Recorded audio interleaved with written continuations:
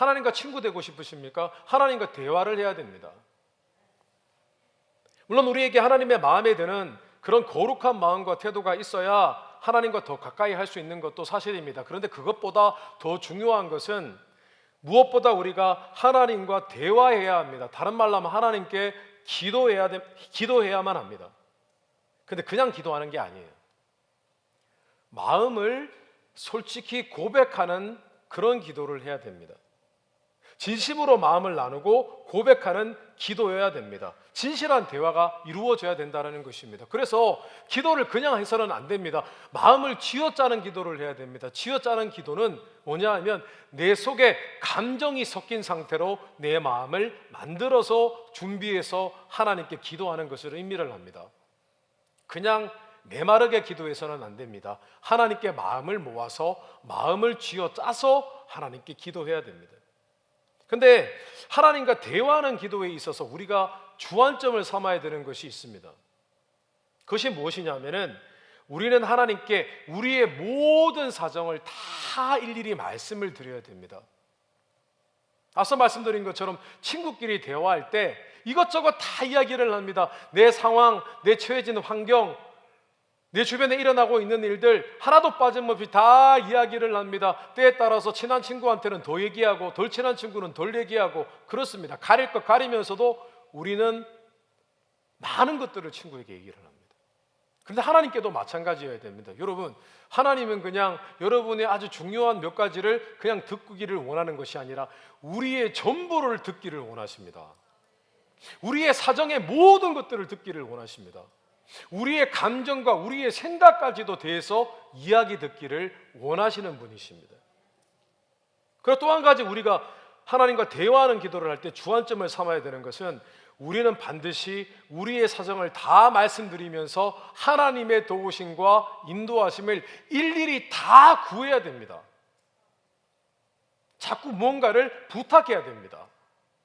우리는 그것을 간구하는 기도라고 부릅니다. 간혹 하나님께 자꾸 무언가를 구하는 기도만 해서는 안 된다고 말씀하는 분들이 계시는데 저는 그 말이 맞기도 하지만 틀린 말이기도 하다고 생각을 합니다. 왜냐하면 우리는 하나님 도움 없이는 살 수 없는 존재잖아요. 근데 우리더러 간구하지 말라는 것은 죽으란 뜻이잖아요. 하나님의 오늘 또 하나님의 아주 섬세한 도우심이 없이는 살아갈 수 없는 존재들인데 간구를 적게 하라니 그게 말이나 되는 얘기입니까? 게다가 하나님은요, 우리가 하나님께 부탁하면 좋아하십니다. 하나님도 알아요. 우리한테 아무것도 받을 게 없다는 것을. 겨우 고작 하나님이 받으시는 것은 우리의 마음?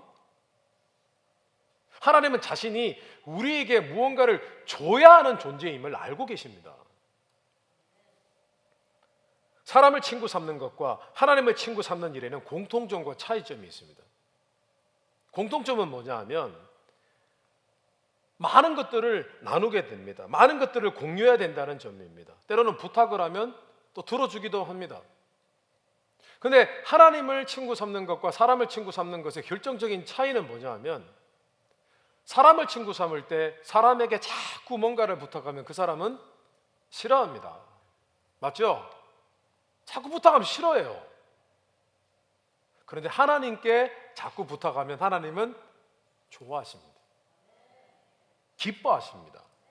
하나님은 우리 아버지시기 때문에 우리에게 주기를 기뻐하시는 분이시기 때문에 그것이 하나님의 기쁨인 것입니다. 오늘 말씀해 보니까요, 이삭이 하나님께 기도를 합니다. 그런 내용이 나와 있습니다. 21절입니다.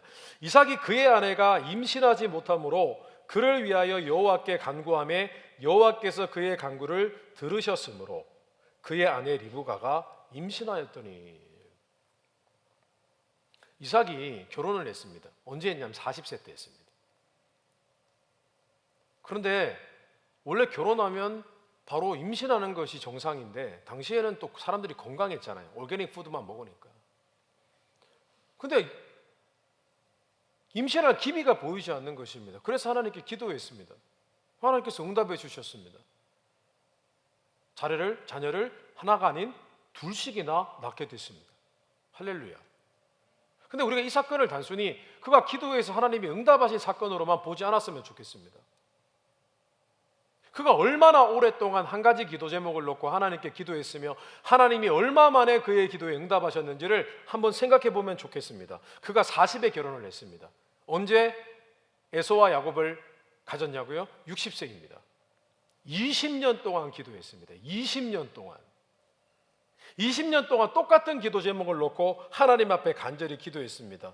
아마 이삭은 알고 있었을 거예요. 자기 친의 어머니 사라도 아주 오랫동안 자신을 위해서 기도하다가 낳은 귀한 아들이라는 것을 이삭은 알고 있었을 것입니다. 그래서 그는 부모님이 하신 대로 하나님께 계속 기도를 했습니다. 자녀를 달라고 기도했습니다. 그런데 이삭이 자녀를 달라고 기도만 했겠습니까? 20년 동안 똑같은 기도 제목을 놓고 계속 기도를 하는데 그냥 아들 주세요.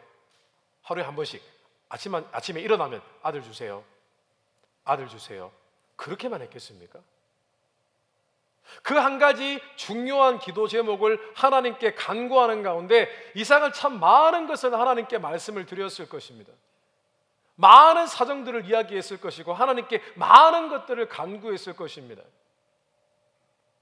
그런 과정 속에서 그도 아버지 아브라함처럼 점점 하나님과 가까워지며 친구가 되어 갔을 것입니다.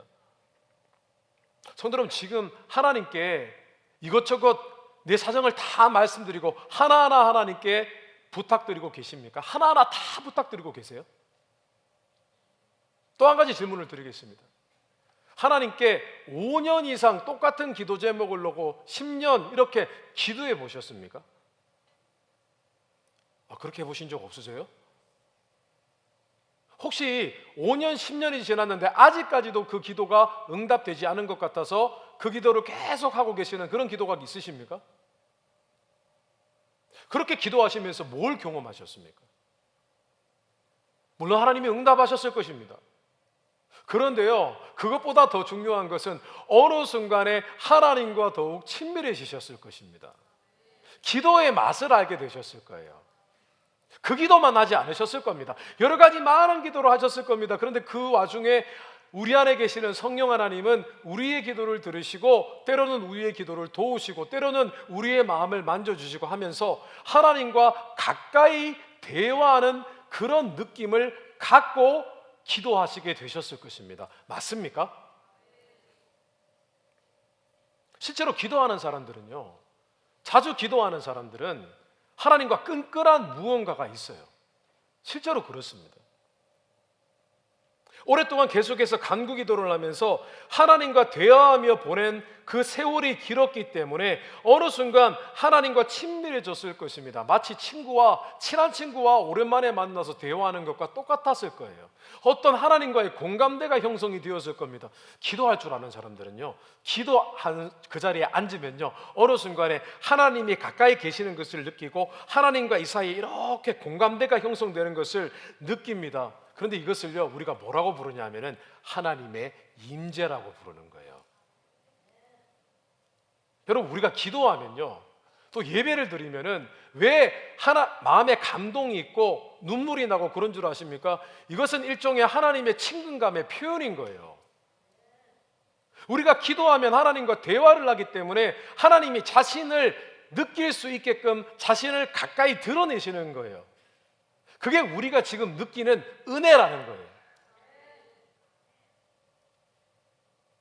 그래서 우리가 하나님께 간구하는 가운데 하나님과 더 깊이 교제하는 가운데 우리는 하나님을 가까이 할 수 있는 것입니다. 또 어떤 사람은요, 예배당에 앉는 즉시 하나님의 임재를 느낍니다. 눈을 감는 즉시 하나님이 나와 가까이 계시는 것을 느끼는 것입니다. 그러므로 우리는 날마다 하나님께 간구하는 기도의 루틴, 기도가 일상이 되어야 됩니다. 우리에게 기도의 루틴이 필요해요. 루틴이 뭡니까? 일상입니다. 일상적으로 하는 일들입니다.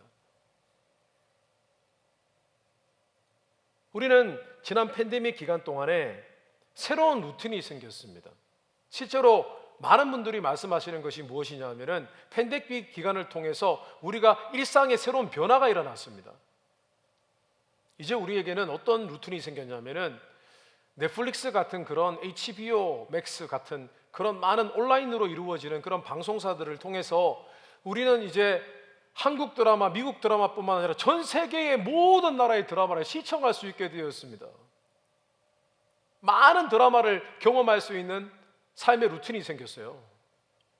어디 이것뿐입니까? 집에서 근무하는 루틴도 생겼습니다. 이제 업무들이요, 집에서 근무하는 일들이 참 많아졌어요. 이제는 애를 보면서요, 집에서 근무를 할 수 있는 것이 가능해졌습니다. 어디 그것뿐입니까? 운동하는 루틴도 생겼습니다. 집에서 운동기구를 갖다 놓고 하는 루틴이 생겼고, 골프, 테니스, 예전 같으면 일주일에 한 번 하던 거 이제는 2번 하는 그런 루틴이 생겼어요. 팬데믹 기간 동안에 쉬면서 이렇게 운동을 하고 잔디밭을 많이 걸어 다니니까 건강이 좋아지셨다는 분도 계셨습니다. 그런 루틴들이 많이 생겼습니다. 그런데 문제는 팬데믹을 지나오면서 우리는 기도 루틴을 잃어버렸어요. 처음에는 하나님 앞에 기도했습니다. 온라인으로 예배를 드리는 것 자체가 너무 감사하고, 또 이 전염병이 우리의 삶을 조여오는 그런 긴장감이 있었기 때문에 우리는 무릎 꿇고 기도한 적도 있었습니다. 그런데 3년이 지났습니다. 우리는 기도 루틴을 잃어버렸습니다. 근데 이 기도 루틴을 우리가 잃어버린 이유 가운데 하나가 무엇이냐면, 저는 이렇게 생각을 했습니다. 함께 모여 기도하는 기도 루틴을 잃어버렸기 때문입니다.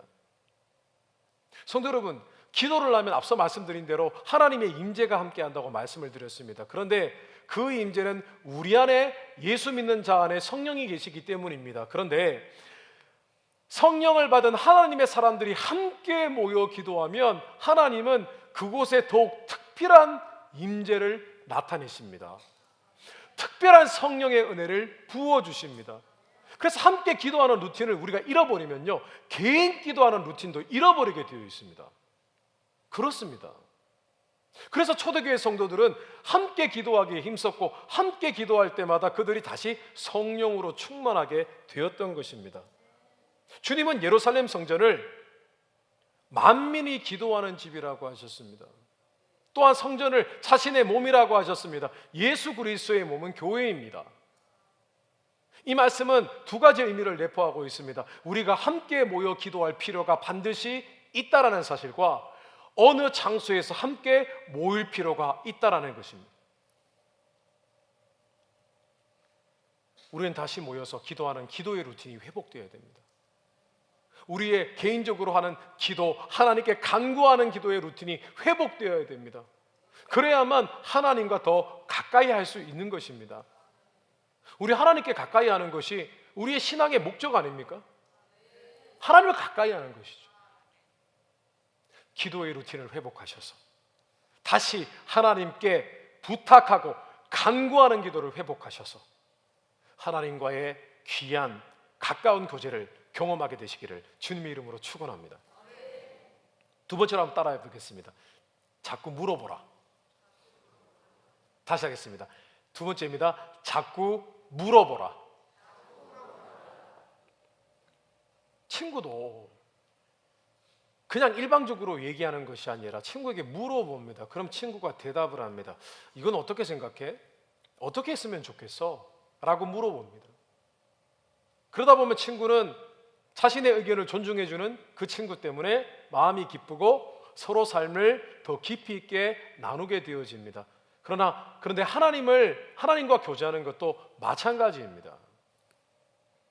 성경의 인물들 가운데 상대적으로 인지도가 낮은 사람이 있습니다. 바로 이삭이라는 사람입니다. 인생에 우여곡절이 별로 없었습니다. 특별한 것이 없었어요. 그런데 그 사람은요, 아버지 아브라함처럼 하나님과 친구였습니다. 또 그의 아내도 사실은 인지도가 떨어지는 사람이에요. 리브가잖아요. 그냥 우리가 기억하는 것은 그냥 리브가 그냥 아브라함의 종이 신부감을 찾으러 왔을 때 그냥 낙타한테 물 좀 준 거? 근데 사실 리브가도요, 기도의 여인이었습니다. 하나님과 가까운 사람이었습니다. 그런데 오늘 말씀해 보니까 리브가도 하나님께 기도하는 그런 내용이 나와 있습니다. 23절입니다. 그 아들들이 그의 태 속에서 서로 싸우는지라 그가 이르되 이럴 경우에는 내가 어찌할꼬 하고 가서 여호와께 묻자온대. 이제 리브가가요, 남편 이삭의 기도로 임신을 했습니다. 그런데 이상했어요. 아이를 전에는 임신해 본 적이 없었기 때문에 몰랐을 수도 있지만은 주변에 임산부들이 많으니까 물어봤겠죠. 근데 이상하게도 특이하게도 자신의 배는 하루 종일 막 움직이는 거예요. 원래 그렇잖아요. 자녀를 이렇게 임신을 하면 애가 발도 막 차고 그러잖아요. 발길질도 하잖아요. 아닌가요? 다 잊어버리셨죠? 발길질을 해요. 그러면 어떨 때는 이렇게 보면은 엄마 뱃속을 이렇게 뚫고 나올 것처럼 이렇게 보여요. 근데 이게 보통 사람보다 엄청나게 심한 거예요. 그래서 What's going on? 이렇게 생각한 거예요. 이게 무슨 일이지? 그랬는데 하나님께 기도를 한 거예요. 하게 물었어요. 왜 이래요? 저는요? 저 이상해요. 배도 아프고 왜 이래요? 질문을 했더니 하나님이 딱 나타나셔서 대답을 해주신 거예요. 이유를. 자, 그런데요, 리브가가 하나님께 묻기 시작했을 때 이 가정에 변화가 일어났습니다. 흔히 우리가 기도할 때 놓치는 게 있습니다. 간구 기도도 합니다. 찬양을 하는 기도도 합니다. 감사 기도도 하고 고백도 하고 회개 기도도 합니다.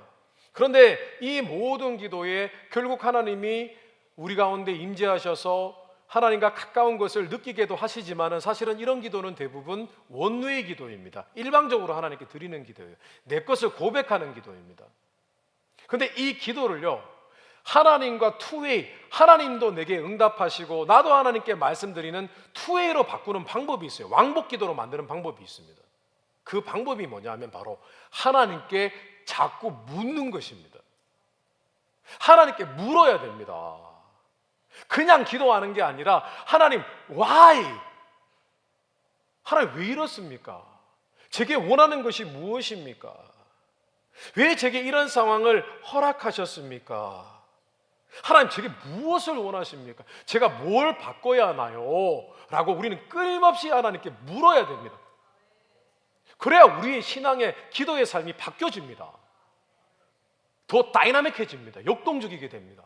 근데 더 놀라운 것은요, 하나님께서 반드시 우리의 질문에 대답하신다는 거예요. 말씀해 주신다는 겁니다. 때로는 지혜와 계시의 영을 부어주셔서 성령의 내적인 음성을 기도 가운데 듣게도 하시고, 하나님 말씀을 읽을 때 내가 질문했던 것에 대한 대답을 얻게끔 하나님께서 도와주시기도 하고, 또 때로는 상황과 환경 가운데 갑자기 섬광처럼 내 머릿속에 비쳐서 내가 궁금했던 것, 하나님께 질문했던 것이 깨달아지기도 합니다. 이것은 하나님이 우리에게 질문을 기뻐하신다는 것을 의미를 합니다. 그런데 더 놀라운 것은요, 우리가 하나님께 묻기 시작하면 우리의 삶도 바뀌어집니다. 하나님께 물으면 하나님께서 무언가 비밀스러운 것을 깨닫게 하시면 그것을 깨닫게 되면 우리의 삶도 새로운 국면을 맞이하게 됩니다. 어떤 일이 벌어지냐 하면요, 하나님의 뭔가 비밀스러운 우리의 일반적인 상식으로 지혜로는 이해하지 못했던 것들이 깨달아지면 우리는 전혀 새로운 하나님이 우리를 향한 계획을 깨닫게 됩니다. 심지어는 우리가 하나님이 하시는 일도 깨닫게 되어서 하나님이 원하시는 일들에 가담하고 참 같이 협조하고 하나님의 일에 쓰임 받을 수도 있게 되어집니다. 성경에 많은 성경의 인물들이 있습니다. 그 사람들이 어떻게 하나님께 쓰임 받은 줄 아십니까? 그냥 기도한 게 아니라 하나님께 물었어요. 그들의 기도는 놀라운 것이었습니다. 살아있는 기도였습니다. 계속 묻는 거예요, 하나님께. Why? 이 나라가 왜 이렇습니까, 하나님? 묻고 부탁하고 그렇게 기도를 했던 것입니다. 그런데 리브가가 그랬습니다. 하나님께 물었습니다. 하나님을 물었더니 하나님이 대답을 해주셨습니다. 세 가지로 대답을 해주셨어요. 비밀스러운 일을 말씀해 주셨습니다. 첫째는 내 뱃속에는 하나가 아니라 둘이 있다. 쌍둥이가 있다. 쌍둥이가 있어서 배가 조용할 날이 없는 거다 라고 얘기해 주셨어요. 또 한 가지는 뭐라고 하셨냐면, 그런데 내 뱃속에 있는 아이들은 평범한 아이들이 아니다. 모두가 잘 되어서 내게 복을 받고 이후에 큰 민족을 이룰 위대한 아이들이다 라고 하셨습니다. 세 번째, 제가 또 한 가지 비밀을 알려주는데, 그 중에 큰 자가 작은 자를 섬길 것이다. 이 말은 다시 바꿔 말하면 작은 애가 둘째가 영적인 장자가 될 것이다. 내가 그를 사용할 것이다. 그렇다고 에서가 야곱을 섬긴다는 의미는 아니었습니다. 그의 후손들이 그렇게 되어질 것이라고 하나님이 말씀을 하셨습니다. 한번 이렇게 가정해 보겠습니다. 만약에 리브가가 하나님께 묻지 않았다면 어떻게 됐을까요? 묻지 않았으면 첫째 에서가 태어나면 아마 이삭과 리브가는 에서가 바로 영적인 장자라고 생각을 하고 그만 바라보았을 것입니다. 근데 하나님은 미리 아셨어요. 에서가 영적인 장자가 되기엔 턱없이 부족한 것을 이미 아셨습니다. 그 어떤 사람이었습니까? 영적인 것에는, 가정에는 아무 관심이 없었습니다. 사냥하는 거 좋아하는 한량이었습니다. 한량. 장자가 되는 것도 아무 관심이 없었습니다. 팥죽 한 그릇에 장자권을 팔아버렸습니다. 배고프다고. 아마도 리브가가 하나님께 질문하지 않았고 하나님이 아주 작은 지혜를 깨닫게 하지 않으셨으면 아마 이삭과 리브가는 에서가 하는 일을 보면서 계속 답답해했을 것입니다. 아우, 저 애는 영적인 장자인데 왜 저 모양일까? 심지어 그는 결혼하지 말았어야 할 이방 여인, 해족 속의 여인들 둘이나 신부감을 삼았습니다. 아버지가 막 화를 냈습니다. 그러지 말라고. 그런데 그렇게 했습니다. 이상하다, 왜 저럴까? 평생 고민하면서 그렇게 살았을 것입니다. 실제로 에서는 팥죽 한 그릇의 장자권을 팔아버렸습니다. 에서가 그런 사람이었습니다. 그러나 리브가는 하나님께 계획을 들었습니다. 하나님께 기도했더니 하나님께서 무언가를 깨닫게 해주셨는데 그 깨닫게 해주신 것을 근거로 해서 그녀는 알았습니다. 야곱이 영적인 장자이기 때문에 야곱이 장자권과 축복권을 다 물려받아야만 한다. 그래야 하나님의 일을 이룰 것이고 가나안 땅은 우리의 땅이 될 것이다 라고 생각을 했던 것입니다. 그때부터 준비를 한 겁니다. 그래서 리브가가 야곱만 바라본 겁니다. 어쩌면 이렇게 얘기했을지도 모르겠습니다. 야곱아, 너는 하나님이 이미 너가 태어나기 전에 너가 바로 영적인 장자가 될 거야 라고 얘기했을 것입니다. 그리고 그때부터 야곱은 내가 장자가 되어야겠구나 라고 생각하고 소망을 품고 어느 날 갑자기 농담 반 진담 반으로 배고픈 형 불러가지고 평소에 관심 없는 걸 알고 팥죽 줄 테니까 장자권 놔줄래? 그랬더니 에서가 그냥 넘어온 겁니다. 우리는 흔히 야곱에 대해서 오해를 합니다. 왜냐하면 야곱의 이름이 속이는 자라는 뜻이거든요. 그리고 야곱이 팥죽 한 그릇에 장자권을 빼앗기도 하고 또 아버지 이삭을 속여서 축복권도 빼앗았지 않습니까? 그래서 야곱 진짜 나쁜 놈이다 이렇게 생각을 합니다. 근데 우리가 야곱에 대한 오해를 풀어야 됩니다.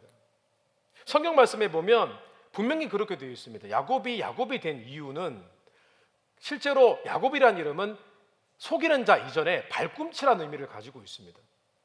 그가 실제로 태어났을 때 형 에서의 발꿈치를 잡고 태어났기 때문에 이 녀석은 형의 발꿈치를 잡고 태어났구나. 그래서 발꿈치라고 부르게 된 거예요. 그리고 성경은 야곱이 조용한 사람이었다고 분명히 말씀하고 있습니다.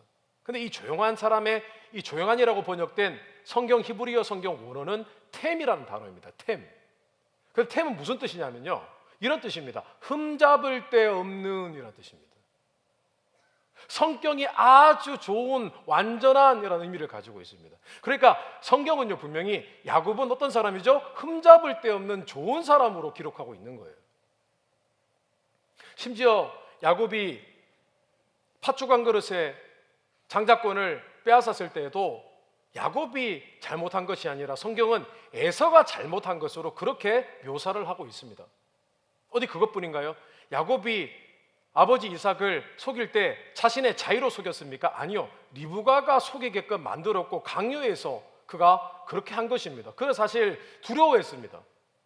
들통나면 아버지로부터 저주를 받을까 봐. 우리는 야곱에 대한 오해를 풀어야 되고 리브가에 대한 오해도 풀어야 됩니다. 리브가는요 그냥 하나님의 비밀스러운 계획을 듣고 난 이후에 그렇게 대처를 한 겁니다. 내가 이렇게 살아야지. 그런데 하다 보니까 잠깐 실수를 했습니다. 뭐냐 하면 굳이 거짓말까지는 할 필요가 없었습니다. 하나님이 하시면 되어지는 것이었습니다. 그런데 실수를 하는 나머지 속여서 축복권을 빼앗아 버렸습니다. 그래서 그만 형제가 20년 동안 원수로 지내게 되었습니다. 그런데 놀라운 것은요, 리브가가 그나마 하나님께 질문하고 하나님이 주시는 그 작은 지혜를 깨닫고 대처하며 살았을 때, 그녀가 비록 실수는 했지만은요, 하나님은 그 모든 상황을 합력하여 선을 이루도록 만들어 주셨습니다. 야곱이 그 20년 세월 동안 하나님을 만났습니다. 훈련을 받았습니다. 하나님께 순종하는 법을 배웠습니다. 어디 그것뿐입니까? 형이 물려받을 재산을 빼앗지 않았습니다. 결국 장자권, 아버지의 재산은 누구에게 다 갔습니까? 에서에게 갔습니다. 그가 누린 재산은 하나님께서 외삼촌 라반과 함께 있을 때 축복하신 것들이었습니다. 게다가 그는 심지어 그 일부를 형님에게 주었습니다. 그래서 화해가 된 것이죠. 어쨌든 하나님은 리브가의 질문에 대한 대답으로 자신의 비밀스러운 계획을 알려주셨고, 리브가는 하나님의 계획을 붙들고 살아갈 때에 하나님의 사명을 이루어드리게 된 것입니다. 성도 여러분, 기도하십시오. 하나님께 물으십시오. 우리의 삶 가운데 많은 하나님의 비밀스러운 계획들이 있습니다. 그런데 우리가 자꾸 묻고 기도하면 그 계획들이 우리에게 알려지는 것입니다. 하나님께서는 우리의 기도에 크고 비밀한 일을 보이시겠다고 분명히 약속하셨습니다. 하나님은 인생의 의미를 자꾸 묻는 자에게 어떻게 인생을 거룩하고 보람스럽게 살아갈 수 있는지를 분명히 깨닫게 하실 것입니다. 자녀를 위해 기도하십니까? 하나님께 물으십시오. 그녀의 성격은 무엇이고 필요한 것은 무엇인지 깨닫게 해달라고 기도하십시오. 그러면 자녀를 바르게 인도할 수 있습니다. 하나님께서 반드시 응답하실 것입니다. 하나님께 삶에 어떤 문제가 있을 때 물으십시오. 그러면 하나님이요, 우리가 순종해야 될 것을 깨닫게 하실 겁니다. 우리가 바꾸어야 될 점을 깨닫게 하실 것입니다. 성도 여러분, 다시 묻는 이 기도의 루틴을 회복하셔서 하나님을 가까이 하게 되시기를 주님의 이름으로 축원합니다.